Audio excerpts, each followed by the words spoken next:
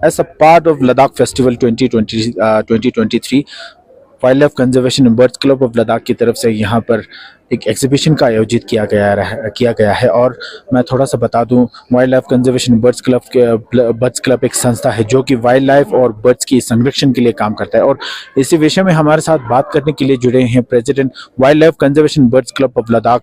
Sir, जो ये एक एग्जीबिशन आपने फोटो एग्जीबिशन एक आयोजित किया गया है आज, तो उसके बारे में थोड़ा बताएंगे सर। सबसे पहले न्यूज़ 18 लद्दाख को आपको नमस्कार। हमारा इस एग्जीबिशन को कवर करने के लिए हम बहुत सालों से ये वाइल्ड लाइफ प्रोटेक्शन के लिए, संरक्षण के लिए काम करते आ रहे हैं। इस बार भी लद्दाख फेस्टिवल की दौरान हमारा ये फोटो एग्जीबिशन ले मेन मार्केट में है, जिसमें मैमल्स और बर्ड्स का ज़्यादा है। तो यही क्या कहूँगा मैं। तो इस दौरान कुछ दर्शकों को ऐसा देखने को मिलेगा सर कि अलग अलग जो स्पीशीज, बर्ड्स की स्पीशीज या अलग अलग मैमल्स होंगे जो बिल्कुल यूनिक होंगे लद्दाख में सर। कुछ चीज़ें ऐसे हैं जो क्लाइमेट की चेंज की वजह से जो इतना इस ऊंची जगह पे जो पक्षी नहीं पाया जाता पहले, अभी देखने को मिल रहा है, ऐसा साइंस एक्सपर्ट्स बोलते हैं।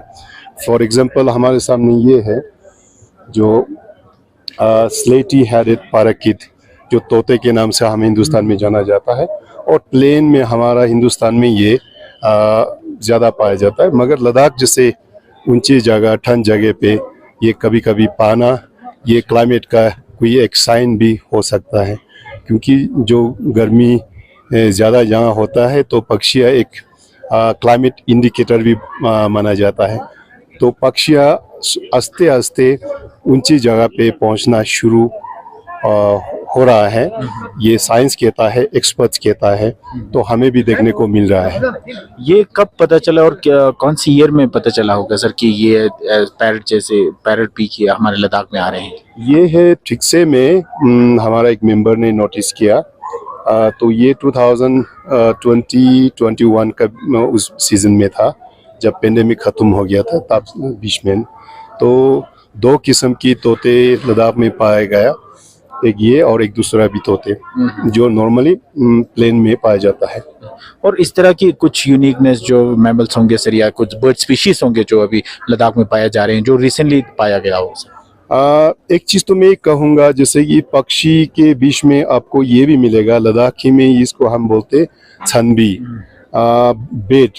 ये पक्षी के उसमें स्पीशीज में नहीं आता है, ये मैमल्स का ओमथुंग्स बोलते हैं ना, जो मैमल्स जो दूध पीते हैं माँ से, तो ये बेट भी मतलब मैमल्स में आता है। तो हमें छोटे कक्षा में पढ़ाया जाता है कि all the animals that drink milk they are mammals, like नतंग मीऊ ना, हम जो इंसान है जो था माँ से दूध पीते हैं तो उनको मैमल्स कहा जाता है। तो ये पक्षी जैसे उड़ते हैं मगर मैमल्स में इंक्लूड है, और लद्दाख में ये बहुत से जगह पे रिकॉर्ड हुआ, जैसे हेमिशुकपाचन में, कारगिल में, फिर ये सबू का फोटो है जी।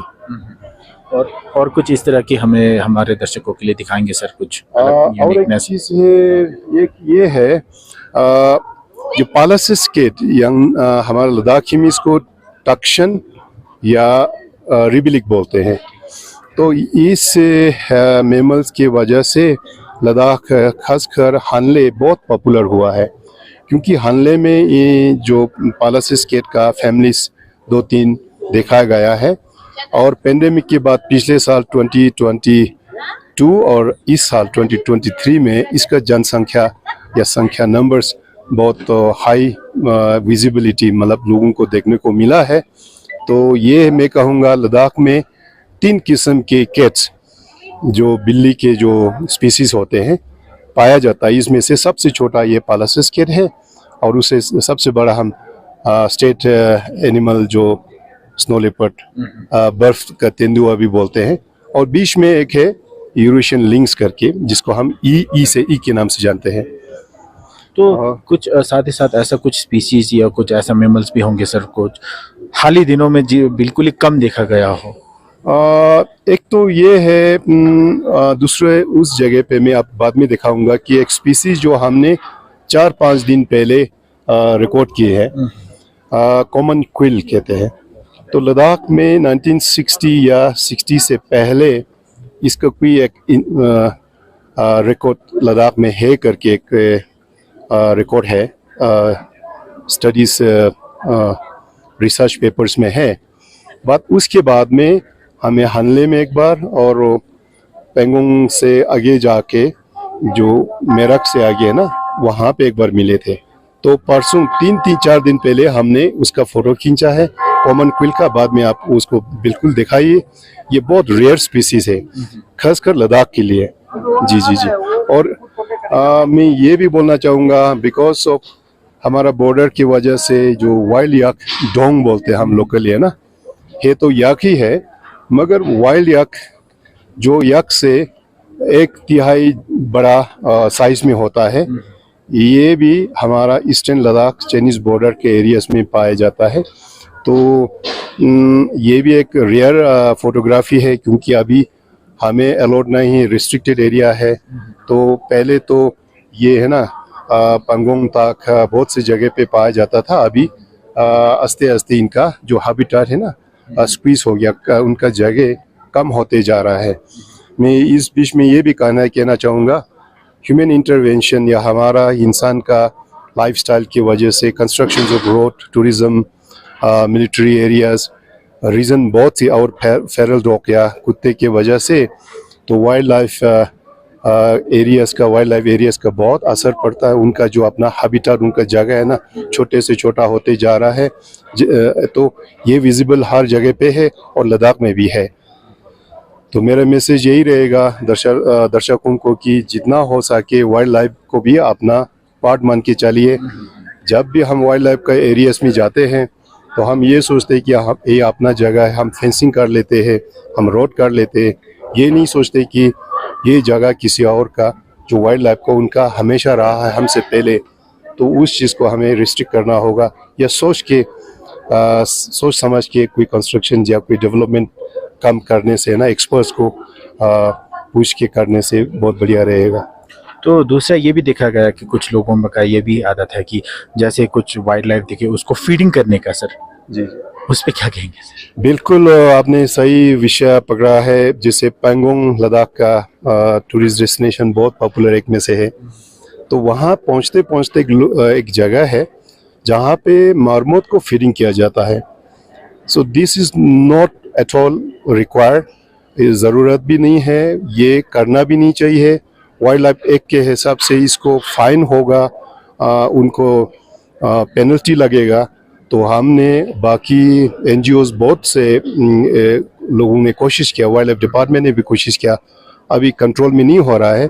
हम यही दरख्वास्त रिक्वेस्ट करते हैं लोगों को, जो भी टूरिस्ट है मार्मोट को फीडिंग ना करे। ऐसे और एक पक्षी का फीडिंग होता था, जो सामने एक झील है, तो वहाँ भी होते थे। सर्दी में अपना लोकल लोग पुण्य करने के नाम से कोई ब्रेड दे। ये वाइल्ड लाइफ को अगर फीडिंग करे तो उनका नेचुरल जो कैपेसिटी होता है फूड सर्चिंग का, हमारा जैसा पका के ब्रेकफास्ट, डिनर, लंच टाइमिंग नहीं होता। उनका नेचुरली जो नेचर से मिलते हैं ना, तो उसके वजह से उसको वाइल्ड लाइफ का सस्टेनेंस। तो वो अगर हम बिगड़े उनको फीडिंग करें ब्रेड से या किसी बिस्किट से, तो ये बिल्कुल ही अगेंस्ट वाइल्ड लाइफ एक्ट है, वाइल्ड लाइफ लॉ है।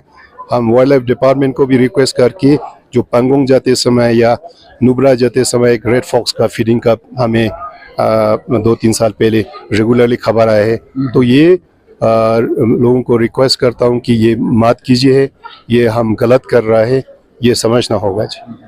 तो लास्टली मैं जाते जाते एक पूछना चाहूँगा क्वेश्चन सर, ये कितना बड़ा अपॉर्चुनिटी रहेगा खासकर वाइल्ड लाइफ लवर्स और साथ ही साथ बर्ड्स लवर्स के लिए जो ये एग्जीबिशन रहेगा? बिल्कुल ही ऐसे फोटो एग्जीबिशन में आपको ना हमारा जो मेंबर्स है सालों साल घंटों दूर क्षेत्रीय जगह पे ना एरियाज में जाके फ़ोटो खींच के आपके सामने ये फ़ोटो एग्जीबिशन के तौर पे आपके सामने रखा है। तो इस एग्जीबिशन को मिस नहीं करना चाहिए। और इससे क्या होगा कि आने वाला जो यंगर जनरेशन्स को इंस्पायरेशन मिलेगा। जो ऑलरेडी हमारा बुजुर्ग है वो लोग भी रिवाइव करता है कि हाँ, हम बचपन में हमारे गांव में ये जानवर आते थे, अभी नहीं है, ये पक्षी होते थे ले में, अभी नहीं है। तो इस पे एक चर्चा का विषय भी रखना भी चाहिए और इस एग्जीबिशन को सब भरपूर फ़ायदा उठा के देख के हमें पूछिए।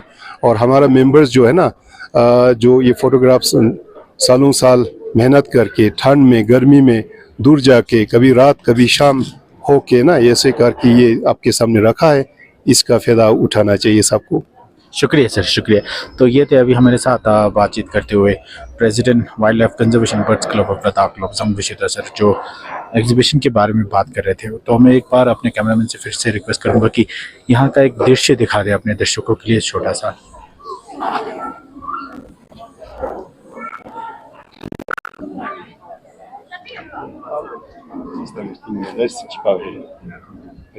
पक्षी का ना जो बहुत सालों से लद्दाख में रिकॉर्ड नहीं किया था, तो अभी हमारा wild life conservation and birds club of Ladakh का मेंबर्स ने ना रिसेंटली रिकॉर्ड किया। और ये एक तस्वीर है, जो एक फ़ोटो है जो बहुत रेयर है लद्दाख के लिए। बाकी दुनिया का बाकी एरियाज में ये बहुत मतलब नंबर्स में पाया जाता है, मगर लद्दाख के लिए ये बहुत 1960 की बात एक फोटोग्राफी का अच्छा सा फोटो का एक रिकॉर्ड है। जी जी, थैंक यू सर हमारे साथ जुड़ने के लिए। तो हम उम्मीद करेंगे जितने भी वाइल्ड लाइफ लवर्स हैं या बर्ड्स लवर्स हैं, उनके लिए ये जो एग्जीबिशन जो लद्दाख फेस्टिवल के दौरान रहेगा वो एक कारगर साबित रहेगा। कैमरामैन निसार हुसैन के साथ में चिकमेट न्यूज़ के लिए ले से।